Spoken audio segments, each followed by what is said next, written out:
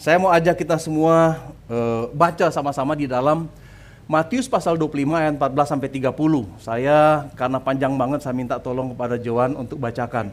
Anda bisa ikuti lewat layar ini dan renungkan setiap kata-kata firman Tuhan biar firman Tuhan berbicara dalam hati kita. Silakan. Perumpamaan tentang talenta. Matius 25 ayat 14 sampai 30.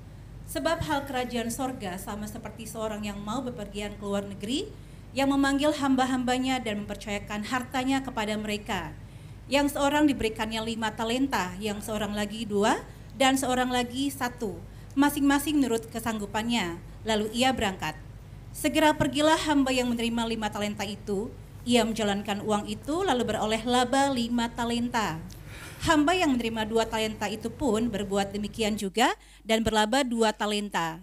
Tetapi hamba yang menerima 1 talenta itu pergi dan menggali lubang di dalam tanah lalu menyembunyikan uang tuannya. Lama sesudah itu pulanglah tuan hamba-hamba itu lalu mengadakan perhitungan dengan mereka. Hamba yang menerima 5 talenta itu datang dan ia membawa laba 5 talenta. Katanya, "Tuan, 5 talenta Tuhan percayakan kepadaku. Lihat, aku telah beroleh laba 5 talenta." Maka kata tuannya itu kepadanya, "Baik sekali perbuatanmu itu, hai hambaku yang baik dan setia. Engkau telah setia dalam perkara kecil, aku akan memberikan kepadamu tanggung jawab dalam perkara yang besar. Masuklah dan turutlah dalam kebahagiaan tuanmu." Lalu datanglah hamba yang menerima 2 talenta itu, katanya, "Tuan, 2 talenta Tuhan percayakan kepadaku. Lihat, aku telah beroleh laba 2 talenta." Maka kata tuannya itu kepadanya, "Baik sekali perbuatanmu itu, hai hambaku yang baik dan setia.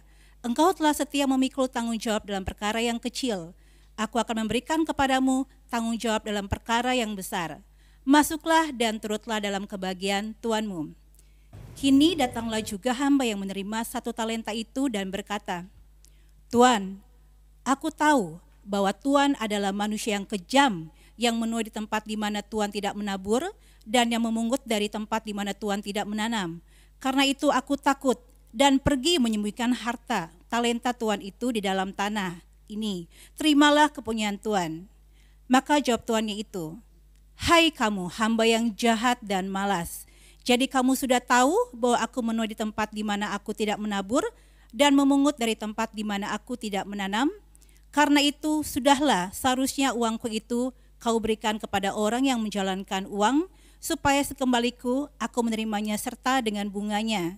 Sebab itu ambillah talenta itu daripadanya dan berikanlah kepada orang yang mempunyai 10 talenta itu.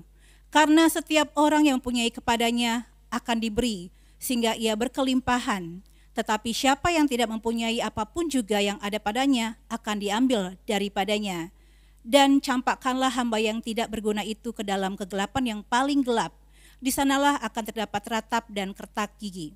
Sebelum memulai, saya mau kasih satu hal fakta yang menarik.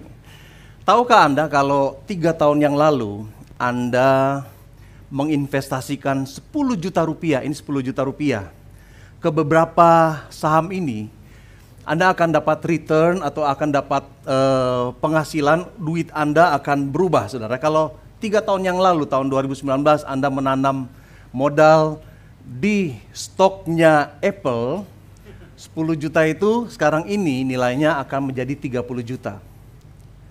Kalau 3 tahun yang lalu, 2019, Anda menanam modal atau beli sahamnya Tesla, tahun ini uang Anda akan jadi 100 juta rupiah, 10 juta jadi 100 juta rupiah. Karena stoknya itu atau sahamnya itu naik 10 kali lipat. Kalau Anda 3 tahun yang lalu menanam modal atau beli sahamnya Bank Jago, ada yang tahu Bank Jago, ada yang belum tahu Bank Jago itu apa? Itu bank yang baru, mungkin 5 tahun yang lalu gitu ya, Bank Jago ini ya. Kalau Anda beli sahamnya Bank Jago 3 tahun yang lalu, 10 juta rupiah, duitnya Anda saat ini bernilai 420 juta rupiah. Naiknya 42 kali lipat, saudara ya. Luar biasa sekali. Aduh pastor, kok nggak kasih tahu? Meneketehe. Kalau tahu juga udah saya beli sahamnya.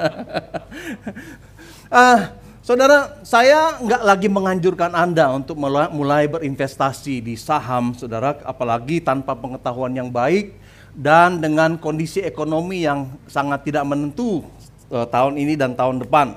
Tapi ada satu hal yang saya ingin tekankan melalui ilustrasi yang tadi, saudara, mengenai sesuatu bahwa waktu kita menginvestasikan sesuatu, keuangan, waktu, atau perhatian, atau apapun itu, kita pasti mengharapkan hasil. Benar nggak, saudara? Kita pasti ingin mendapatkan keuntungan gitu ya. Nah, hari ini kita akan membahas sesuatu yang jauh lebih penting daripada saham, saudara. Jauh lebih penting daripada keuangan, investasi keuangan, yaitu mengenai investasi kehidupan. Ya. Nah, ada 3 hal yang bisa kita lakukan dengan kehidupan kita ini, dengan kehidupan Anda. Pertama, Anda bisa menyia-nyiakannya. Nah, ada banyak cara untuk menyia-nyiakan hidup, saudara. Kemudian kedua, Anda bisa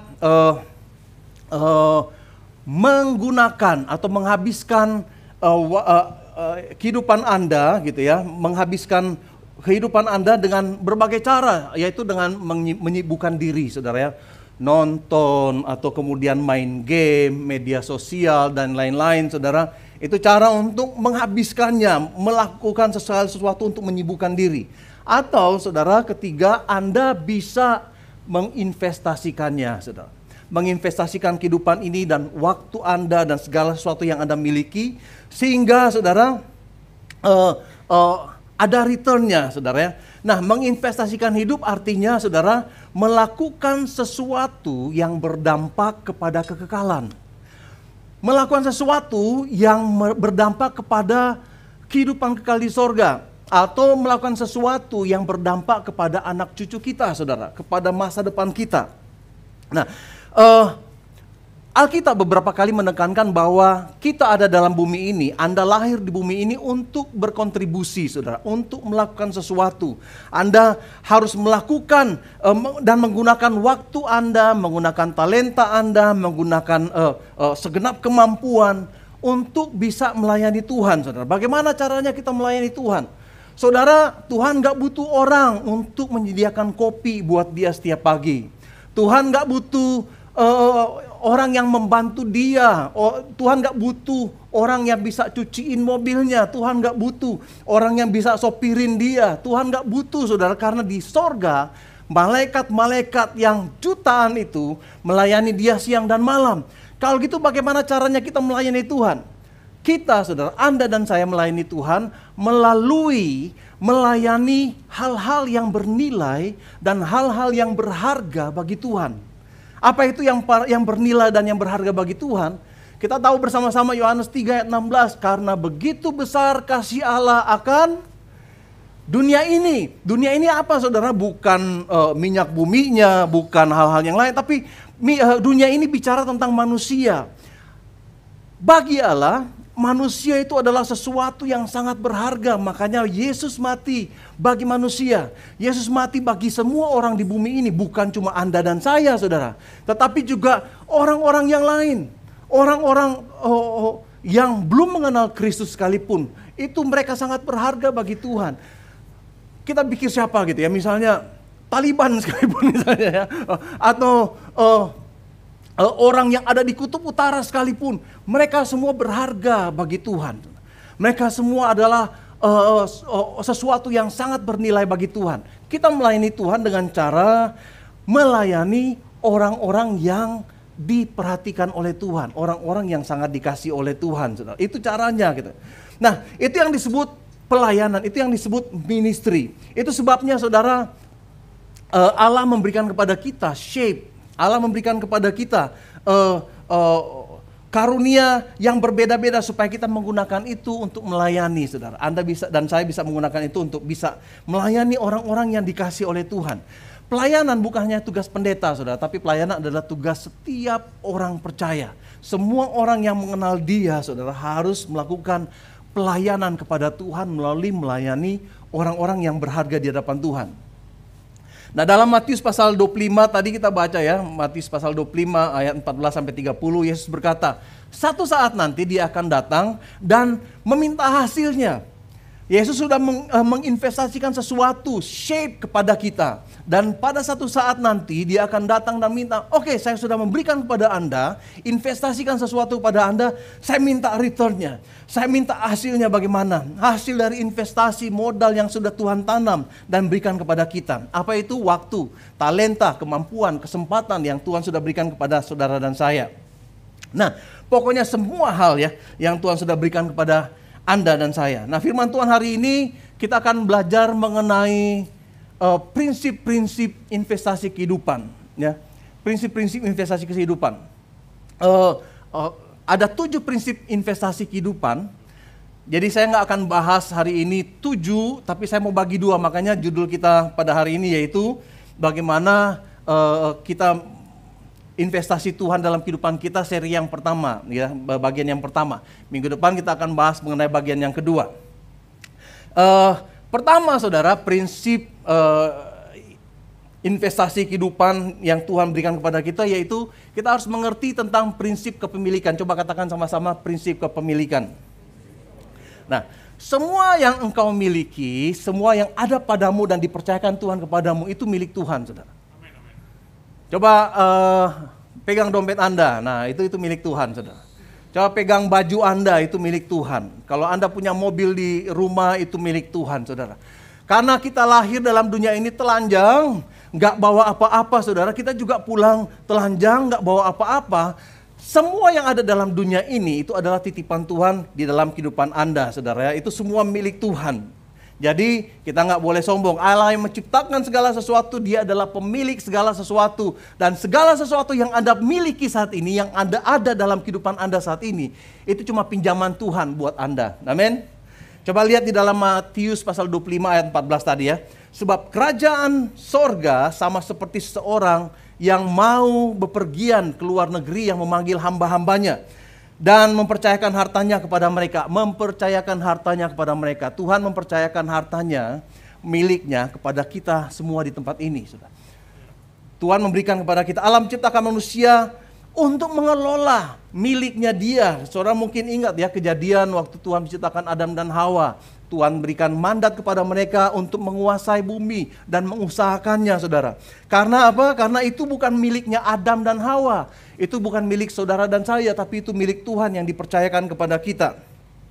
Nah, karena kita juga, saudara, Tuhan percayakan, jadi kita harus bertanggung jawab terhadap dunia ini. Nah, ingat baik-baik, saudara, Anda ada dalam dunia ini untuk mengurus milik Tuhan.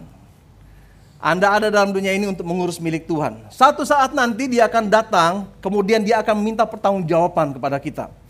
Nah, saudara, saya ingat gereja kita sejak dari Korea, kita punya satu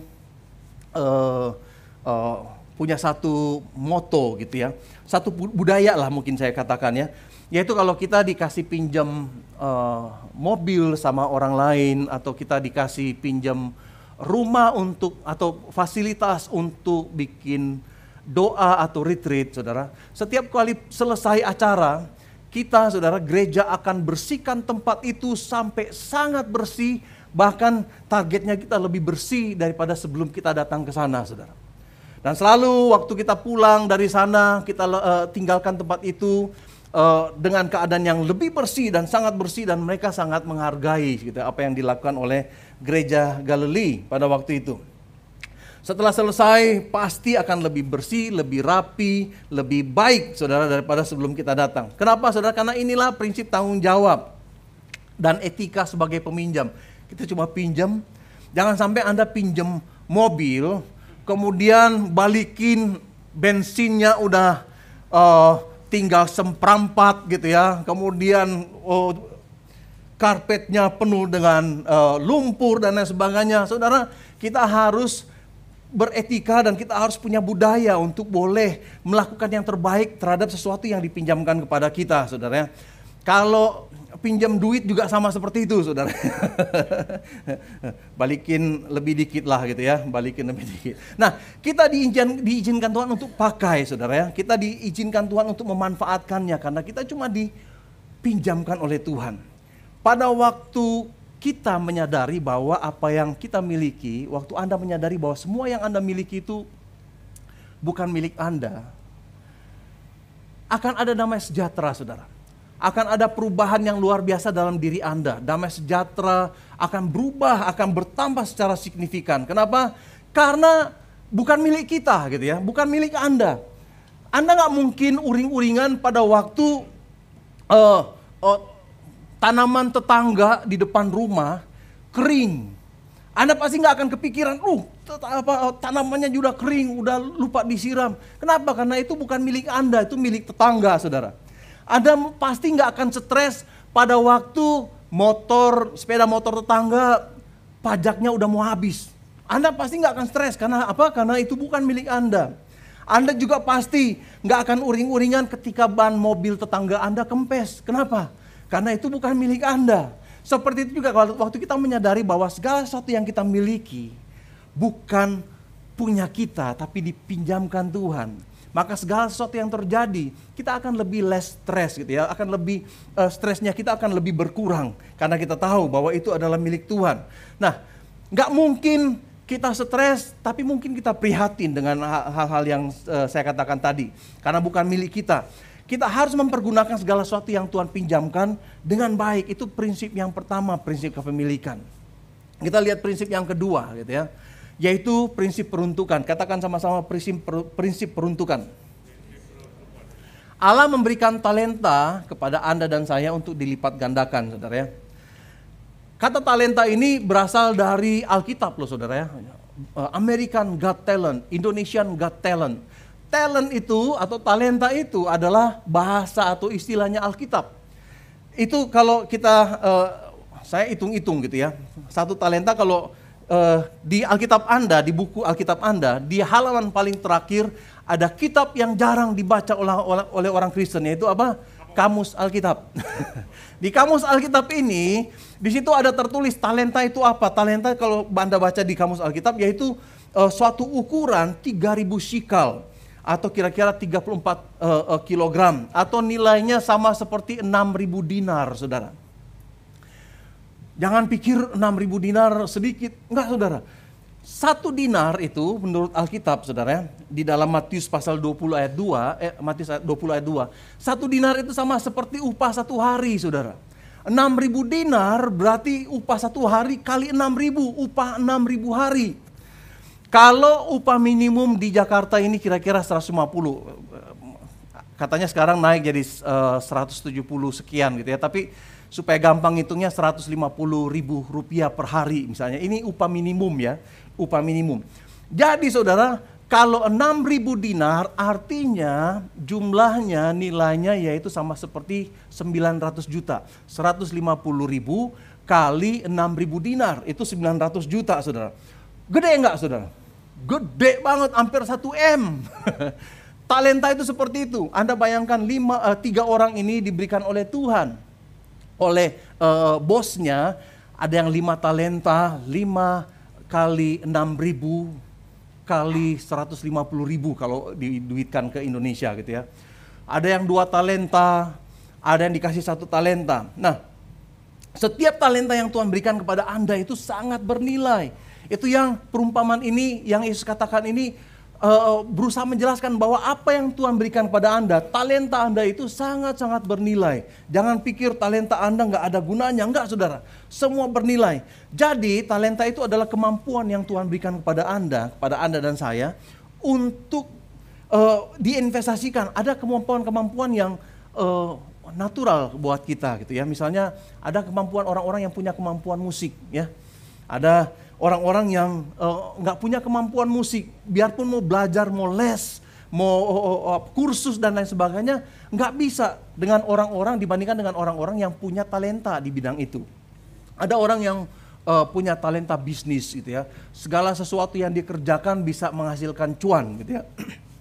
Ada orang yang punya talenta seni atau talenta kepemimpinan, ada yang punya talenta ngomong, ada orang yang nggak bisa ngomong, taruh di sini pingsan, taruh di sini pasti gugup sekali saudara. Ada orang yang taruh di sini gitu ya, dia bisa ngomong apa aja gitu ya.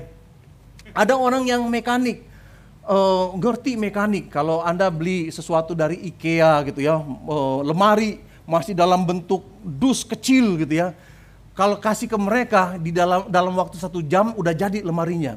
Tapi kalau ada orang yang nggak ngerti mekanik, saudara, dikasih seperti itu bisa 2 tahun nggak kelar-kelar gitu. Karena nggak punya talenta di bidang mekanik, ada matematika dan lain sebagainya, saudara. Itu adalah satu kemampuan yang diberikan oleh oleh Tuhan kepada manusia.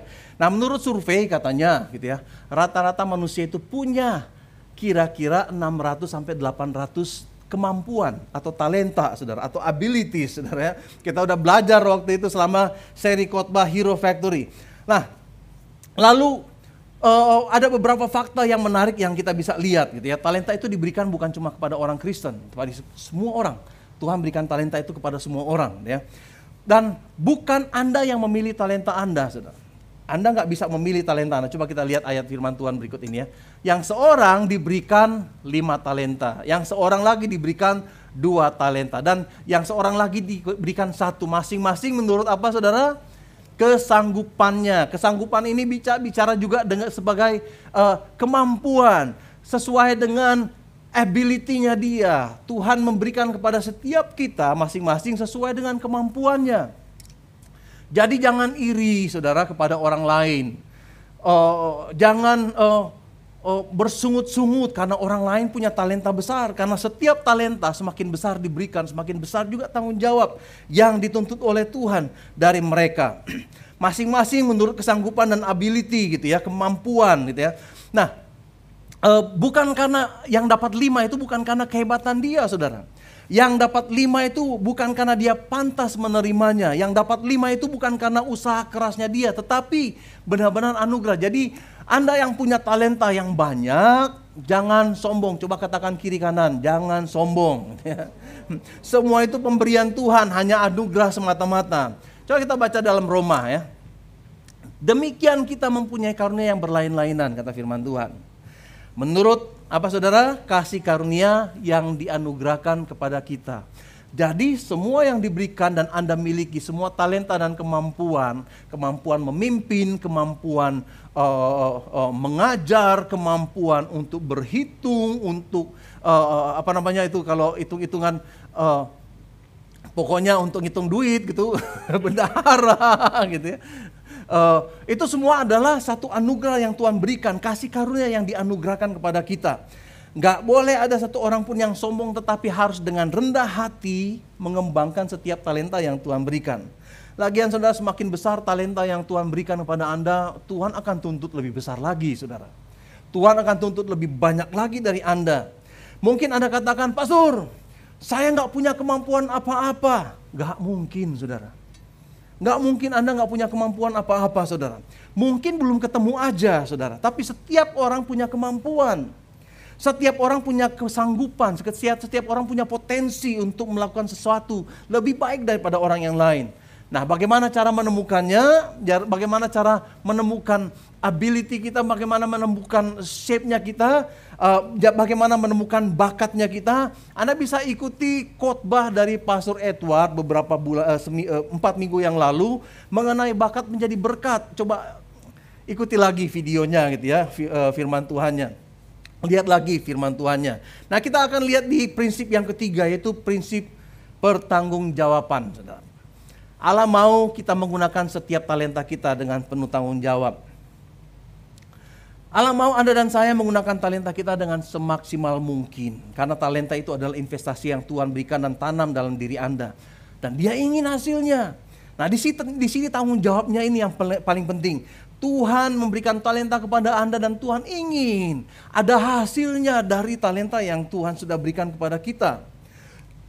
Di dalam Roma 14 ayat 2 ya, 12. Demikianlah setiap orang di antara kita akan memberi pertanggungjawaban tentang dirinya sendiri kepada Allah. Satu saat nanti Anda akan diminta pertanggungjawaban apa yang sudah Anda lakukan dengan setiap modal dan investasi yang sudah Tuhan berikan kepada Anda, gitu ya. Perhatikan bahwa setiap hari Anda dan saya mengambil keputusan untuk mengembangkan investasi Tuhan itu dalam diri kita. Setiap hari Anda mengambil keputusan apakah Anda akan melakukan, mengembangkan, atau Anda akan menyimpannya, saudara. Dan setiap keputusan ini, saudara, akan dipertanggungjawabkan. Harus Anda pertanggungjawabkan suatu saat nanti. Suatu hari nanti Anda harus memberikan pertanggungjawaban kepada Tuhan pada waktu Dia datang. atas setiap keputusan yang sudah Anda ambil dalam kehidupan ini. Apakah Anda akan melayani orang lain atau melayani diri sendiri? Apakah Anda akan mengembangkan setiap talenta yang Tuhan sudah berikan, atau Anda akan sembunyikan dan kuburkan talenta-talenta itu? Satu hari Sang Tuhan akan datang. Kita lihat di dalam ayat yang ke-19. Lama sesudah itu, pulanglah Tuhan hamba-hamba itu lalu mengadakan perhitungan dengan mereka. Lama setelah itu, tapi satu saat nanti, suatu yang pasti bahwa Sang Tuhan akan datang dan melakukan perhitungan. Hari itu akan datang dan Anda akan diaudit oleh Tuhan untuk mengetahui apakah Anda menginvestasikan hidup Anda dengan baik atau enggak. Satu saat nanti akan ada ujian di dalam diri kita. Akan ada ujian di dalam kehidupan kita. Apakah kita melakukan semua hal yang Tuhan sudah berikan kepada kita dengan baik dan bertanggung jawab? Nah saudara, tujuan saya dan Galilee Church yaitu kami ingin mempersiapkan Anda semua untuk ujian akhir ini, saudara. Itu keinginan kita, itu sebabnya ada seri khotbah Hero Factory. Kita ingin mengajak kepada kita semua untuk menyadari, oh ada investasi-investasi yang Tuhan sudah berikan dalam kehidupan kita. Dan kita harus melakukannya. Gereja ini berusaha mempersiapkan jemaat untuk mengerti shape-nya. Spiritual gift, heart, ability, personality, dan experience. Supaya apa? Supaya kita tahu apa yang kita miliki. Bahkan waktu seri khotbah kemarin kita bikin assessment, bikin seminar mengenai shape ini. Spiritual gift, heart, ability, personality, dan experience. Supaya kita mengerti investasi yang sudah Tuhan taruh dalam kehidupan kita dan kita melakukannya, saudara. Lalu beberapa minggu yang lalu kita mengadakan Ministry Expo. Kenapa kita mengadakan Ministry Expo? Bukan supaya Anda tambah sibuk, bukan supaya Anda tambah aktivitas, bukan supaya Anda tambah repot, bukan saudara. Tetapi kami ingin memberikan kesempatan kepada setiap jemaat untuk mempraktekkan, saudara. Memberikan kesempatan kepada Anda semua untuk menjalankan investasi Tuhan itu step by step, saudara. Langkah demi langkah. Jangan dipendam, coba katakan kiri kanan, jangan dipendam. Dipergunakan, saudara. Dilipat gandakan menjadi pelayanan yang memberkati dunia ini, saudara. Itu prinsip yang keempat, prinsip yang terakhir, saudara ya. Anda harus bersyukur karena hari ini khotbahnya pendek. Oke, prinsip yang keempat yaitu prinsip pemanfaatan. Katakan sama-sama, prinsip pemanfaatan. Artinya setiap talenta harus dilakukan, dimanfaatkan, jangan dikubur, saudara. Jangan mengubur pemberian Allah. Waktu Tuhan memberikan sesuatu, itu salah kalau kita menguburkan talenta yang sudah Tuhan berikan ini, saudara. Di Matius pasal 25 ayat 14-30 yang sudah dibacakan oleh Joan tadi, orang pertama dia investasi sebanyak 5, diberikan investasi 5 talenta, akhirnya berlipat ganda, saudara, jadi 2 kali lipat, saudara ya. Jadi 10 gitu ya. Orang yang kedua dikasih 2 talenta, 2 kali lipat berkembang menjadi 4 talenta. Orang ketiga menguburkan talenta itu. Menguburkan 1 talenta. 1 talenta itu 6.000 dinar. 6.000 dinar itu kalau diuangkan rupiah saat ini 900 juta, hampir 1 M. Dia kuburkan dan enggak melakukan apa-apa, saudara. Firman Tuhan katakan ini. Maka jawab Tuhan itu, hai kamu hamba yang jahat dan malas. Jadi kamu sudah tahu bahwa aku menuai di tempat di mana aku tidak menabur dan memungut dari tempat di mana aku tidak menanam. Saudara, orang yang mendapat 1 talenta itu terlalu takut dan bermain aman, saudara. Dia takut mengambil resiko, dia takut nanti nggak berkembang dan dia nggak dapat apa-apa. Dia diamkan saja 1 talenta ini, saudara. Dia kuburkan. Reaksi dari Tuhan ini, dia katakan, sang Tuhan ini katakan, hai kamu hamba yang jahat dan malas. Tuhan ini marah sekali dan katakan, kamu jahat dan malas, di ayat yang ke-27 gitu ya. Paling enggak masukkan ke bank kek ya. 900 juta masuk ke bank, taruhlah bunganya cuma 1%. Lumayan, 1%. Di deposito kek bunganya lebih tinggi lagi. Beli saham Bank Jago kek. Kalau dia beli saham Bank Jago, saudara, dari 900 juta itu setelah 3 tahun dia akan dapat kira-kira 38 miliar. yang dapat 5 talenta sama 2 talenta digabung, nilainya masih kalah, saudara. Apa yang saya mau kasih tahu, saudara? Saya sekali lagi jangan anggap ini saya menganjurkan Anda untuk investasi saham, saudara. Ini cuma untuk ini aja ya, intermezzo aja. Tuhan katakan jahat dan malas kepada hamba ini yang dikasih satu talenta, 6.000 dinar, 900 juta rupiah gitu. Orang berpikir jahat itu perampok, pemerkosa, pembunuh, penjahat, saudara. Itu jahat. Tetapi saudara, kalau kita lihat label jahat ini juga diberikan oleh Tuhan kepada mereka yang tidak mempergunakan talenta mereka dengan benar. Kata jahat ini dilabelkan Tuhan kepada mereka yang tidak berkontribusi dalam pekerjaan Tuhan. Untuk sesuatu yang Tuhan sudah tanam dalam diri mereka. Tuhan katakan, kamu hamba yang jahat dan malas. Perhatikan ada 2 fakta penting di sini. Ada 2 pelajaran yang penting, saudara. Pertama, Anda nggak bisa menyenangkan Allah dengan bermain aman, saudara. Anda nggak bisa menyenangkan Allah dengan bermain aman. Nggak bisa, saudara. Di dalam Ibrani pasal 4-6 katanya, tanpa iman nggak mungkin seseorang berkenan kepada Allah. Tanpa iman nggak mungkin seseorang berkenan kepada Allah. Iman itu resiko, saudara. Kalau nggak beresiko, itu bukan iman namanya.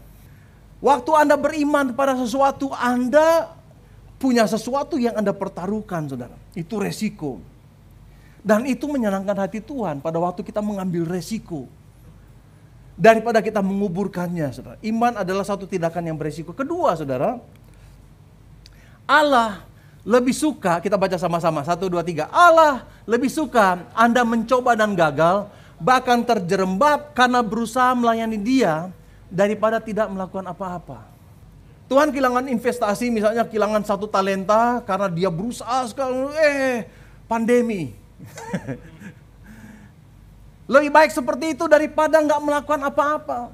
1 talenta bagi Tuhan, Dia Allah yang maha kaya. Itu bukan masalah duit returnnya berapa, saudara. Tetapi apa yang dilakukan dengan apa yang sudah Tuhan berikan kepada Anda, saudara. Tuhan menyebut hamba ini jahat, bukan karena dia kehilangan investasinya, bukan, saudara. Karena hamba ini takut mencoba, hamba ini takut melakukan apa-apa, takut gagal, saudara. Itu yang seringkali membuat kita gagal untuk melakukan sesuatu bagi Tuhan. Takut gagal. Tidak melakukan apa-apa karena takut gagal, saudara. Takut gagal itu lebih parah daripada kegagalan itu sendiri, saudara. Takut gagal itu adalah suatu kekalahan sebelum bertanding. Maka saudara, kita harus lakukan dengan iman. Tidak melakukan apa-apa karena takut itu bukan alasan, saudara, buat kita untuk berkata nanti kepada Tuhan, Tuhan, saya takut gagal, nanti saya salah investasi, salah melakukan sesuatu dan Tuhan marah. Itu bukan alasan, saudara. Karena dengan melakukan sesuatu dan gagal, Anda mendapatkan sesuatu yang sangat Tuhan inginkan. Yaitu apa, saudara? Karakter kita, saudara. Pada waktu Anda melakukan sesuatu kepada orang lain, melayani orang lain, karakter kita juga terbentuk. Pada waktu Anda melakukan sesuatu mungkin gagal, tetapi Anda mendapatkan pelajaran yang penting dari semuanya itu. Mungkin Anda lakukan kemudian gagal dan jatuh terjerembab, tapi ada pengalaman berharga yang Anda miliki pada waktu itu. Daripada takut gagal kemudian menguburkan segala sesuatu. Tuhan lebih suka. Dia nggak mendapat apa-apa gitu yang gagal dalam hal investasi yang diberikan. Tapi sebenarnya itu bukan kegagalan. Karena yang diinginkan oleh Tuhan bukan hasil tapi proses. Amin. Minggu yang lalu Pastor Yeri sudah sampaikan ini. Bukan hasilnya tapi prosesnya. Proses itu sangat penting bagi Tuhan. Proses menghasilkan karakter. Proses menghasilkan pelajaran-pelajaran penting dan nilai-nilai penting dalam kehidupan kita. Proses mengajarkan kita suatu pengalaman. Dan pengalaman-pengalaman kita yang gak enak dipakai oleh Tuhan. Untuk menjadi wadah kita melayani orang lain lebih baik lagi, saudara. Minggu yang lalu Pastor Yeri melayani kita. Saudara, mungkin kemarin ya lihat ya dia tunjukkan video waktu dia melayani orang-orang yang terlibat narkoba. Siapa yang paling efektif melayani orang yang terlibat narkoba dibandingkan mereka yang pernah mengalami masalah ini. Pak Suryadi pernah kasih kesaksian bahwa dia dulu mengalami masalah dengan narkoba. Dan begitu selesai, itu adalah pelayanan yang paling penting dalam kehidupannya. Ingat waktu Yesus katakan kepada Petrus, Petrus, malam ini ayam tidak akan berkokok sebelum engkau menyangkali aku 3 kali. Tapi aku sudah berdoa buat kamu Petrus supaya imanmu jangan gugur. Tapi pada waktu engkau sudah selesai, engkau sudah bertobat kata Tuhan, layanilah saudara-saudaramu. Seringkali pengalaman kegagalan kita adalah peristiwa yang paling penting dalam kehidupan kita untuk menghasilkan sesuatu, melayani orang yang lain, saudara. Saudara, biasanya orang yang menguburkan talentanya yaitu mereka yang merasa talentanya kecil. Aduh, talenta saya kecil. Karena talenta saya nggak signifikan atau sedikit, udah saya nonton aja lah. Tuhan katakan itu jahat dan malas. Ada juga yang katakan, aduh, ada orang yang jauh lebih bertalenta dari saya, aduh saya nggak enak, biar aja mereka yang lakukan, saya duduk aja. Tuhan katakan itu jahat dan malas. Aduh saya bisa sih, tapi udah ada orang yang melakukannya. Udah ada orang yang sudah ada di posisi itu, udah saya nggak usah aja lah, saya di sini aja lah. Tuhan katakan itu jahat dan malas, saudara. Lakukan sesuatu untuk segala sesuatu yang Tuhan sudah berikan kepada kita. Coba katakan jangan ditiru ya, coba jangan ditiru ya. Kalau Anda punya talenta, jangan gunakan berbagai alasan. Orang yang bermain aman tidak akan bahagia, saudara. Orang yang bermain aman gak akan merasakan hidupnya bahagia. Itu sebabnya saudara, banyak orang yang hidupnya gak antusias, yang hidupnya gak dinamis, gak bergairah, saudara. Kenapa? Main aman, gak berkontribusi, saudara. Gak menggunakan talenta sesuai dengan pemberian Tuhan. Karena hanya ingin hidup untuk diri sendiri, selfish, gak terlibat untuk melayani orang-orang yang dikasih oleh Tuhan, saudara. Itu sebabnya hidup mereka terasa membosankan, saudara. Gak ada dinamika, gak ada risiko, saudara. Ingat Yesus pernah katakan, barang siapa kehilangan nyawanya, dia akan menerimanya, menemukannya, saudara. Artinya apa ini? Pada waktu kita mengambil resiko dan menaruh kehidupan kita di dalam satu resiko, saudara, justru di situ kita menemukan hidup kita. Hidup akan jauh lebih hidup pada waktu kita berjalan dengan penuh iman seperti ini, saudara. Jadi pada saat ini ambil resiko, saudara. Bertobat kalau kita mulai main aman selama ini. Aduh udahlah gitu ya. Saya sudah berumur begini, nggak usah lah. Saya masih terlalu muda, saudara. Dia mungkin katakan begitu. Keluar, saudara, cari passionmu. Cari talentamu, kenali dirimu. Jadilah berguna bagi kerajaan Allah, saudara. Berkontribusilah. Pakai mungkin media sosialmu kalau Anda sosialita atau apa, bukan sosialita, namanya selebgram atau selebriti gitu ya. Pakai media sosialmu untuk menggarami dunia ini, saudara. Pakai pengaruhmu dan komunitasmu untuk menyebarkan berita baik. Pakai segala sesuatu yang Tuhan sudah taruh. Kalau follower Anda lebih dari 10.000, jangan cuma foto-foto selfie sendiri, saudara. Pakai follower Anda ini, media sosial ini untuk menjadi gambaran kebaikan Tuhan bagi orang yang lain. Ambil resiko untuk ditolak daripada ditolak oleh Tuhan. Amin, saudara. Jangan sampai kita takut ditolak Tuhan, ujung-ujungnya kita yang ditolak oleh Tuhan. Ini waktunya untuk bertindak, waktunya untuk dipakai oleh Tuhan. Waktunya terlibat dalam pelayanan, saudara. Ikut terlibat dalam pelayanan, dalam apapun yang ada. Saya lagi gak ajak Anda, ayo jadi sibuklah gitu ya. Kemudian Anda sibuk dalam pelayanan, bukan itu. Tetapi saya ingin Anda mengambil langkah dalam kehidupan ini. Gak perlu jadi singer semua, kalau singer semua gak muat, saudara. Gak perlu jadi usher semua, udah jabatin tangan semua gitu ya. Gak perlu, saudara, ada banyak hal yang kita bisa lakukan untuk berkontribusi dalam kehidupan ini. Di dalam pelayanan ini. Kalau Anda belum pernah ikut dalam dan terlibat dalam pelayanan penjara, daftar untuk minggu ini. Minggu ini ada nggak pelayanan penjara? Daftar, boleh dong ikut. Anda nggak pernah masuk penjara kan? Coba. Satu hari, paling 3 jam, 3-4 jam gitu ya. Ke sana.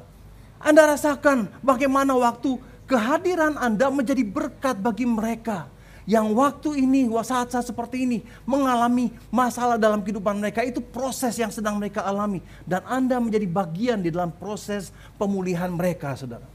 Ikut terlibat, saudara. Banyak orang menggunakan pandemi sebagai alasan untuk nggak ngapa-ngapain, saudara. Aduh, online aja. Ada yang online. Minggu depan datang. Ya, seri keduanya harus datang. Banyak ada orang-orang menggunakan pandemi sebagai cara untuk bermain aman, saudara. Mereka sedang menguburkan talenta mereka, saudara. Anda jahat, kata firman Tuhan. Hai hamba yang jahat dan malas. Aduh, jahat aja udah nggak enak hatinya, apalagi jahat dan malas. Nah, karena Tuhan sudah memberikan talenta kepadamu, berkontribusilah bagi kemanusiaan. Berkontribusilah bagi pelayanan, berkontribusilah bagi gereja, berkontribusilah bagi kerajaan Allah, saudara. Anda mungkin bertanya, pastor saya nggak tahu harus melakukan apa. Buka rumah Anda misalnya untuk tempat small group. Ajak ada small groupnya, misalnya small groupnya Koajan. Koajan, pakai rumah saya 1 hari, nggak apa-apa, saudara. Undang teman-temanmu untuk berfellowship. Pakai media sosialmu untuk menyebarkan kebaikan, menyebarkan ide-ide ilahi, saudara. Tapi pastor saya nggak tahu harus mengapain kalau mau buka tempat small group. Hubungi Galilee Center, hubungi kantor gereja. Kami akan menyediakan segala sesuatu, mengirimkan bahan-bahannya, mengajari, memberikan tuntunan. Aduh pastor, saya orangnya pemalu pastor. Memang saudara, untuk melakukan sesuatu Anda akan menemukan 1001 alasan untuk nggak melakukan apa-apa, saudara. Anda akan temukan 1001 alasan untuk diam aja dan gak melakukan apa-apa, untuk menguburkan segala sesuatu yang Tuhan sudah berikan. Dan kalau kurang 1001 alasan, iblis akan kasih 10.000 alasan lagi kepada Anda untuk gak ngapa-ngapain, saudara. Untuk membuat Anda gak melakukan apa-apa, gak berkontribusi dengan pekerjaan Tuhan. Please saudara, saya katakan ini bukan karena saya kesal sama Anda, enggak. Tetapi saudara, saya ingin gereja ini dan setiap jemaatnya memberikan kontribusi kepada Tuhan, melakukan shape-nya mereka, melakukan segala sesuatu untuk menyenangkan hati Tuhan.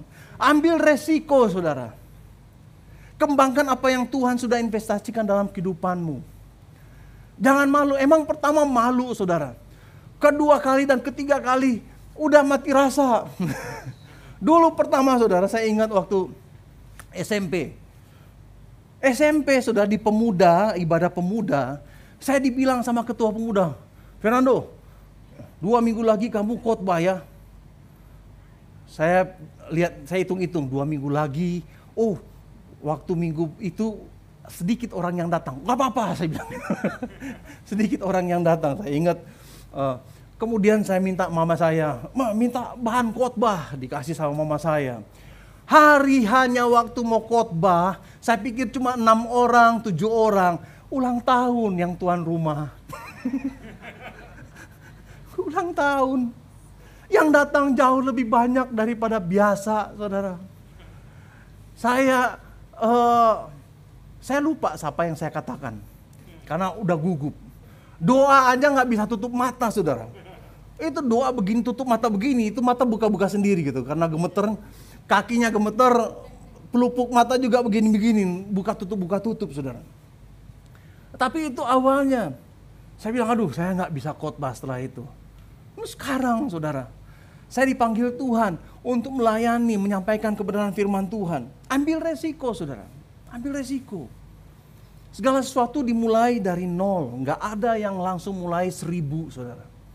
Langkah pertama, dan gereja ini memberikan Anda kemampuan untuk mengambil langkah pertama. Ambil sesuatu untuk mengembangkan investasi yang Tuhan sudah berikan kepada Anda. Nanti setelah ini akan ditunjukkan QR code untuk ministry, pelayanan yang bisa Anda lakukan. Mungkin Anda nggak ngerti, ini apa ini pelayanan broadcasting. Coba aja lah, nggak apa-apa saudara. Paling yang repot mereka, tim yang udah ada gitu ya. Belajar, tapi Anda mendapatkan sesuatu yang berharga. Nggak akan gagal saudara. Kenapa? Karena kalaupun gagal, Anda akan dapatkan pelajaran yang berharga di situ saudara. Dan di gereja ini, Kalau Anda melakukan kesalahan, itu luar biasanya gereja gitu ya. Anda melakukan kesalahan nggak akan bakal dipecat, saudara. Nggak mungkin dipecat. Paling tepuk jidat, kamu mesti yang lain kali mesti hati-hati ya. Nggak akan dipecat, saudara. Mari kita berdoa saat ini.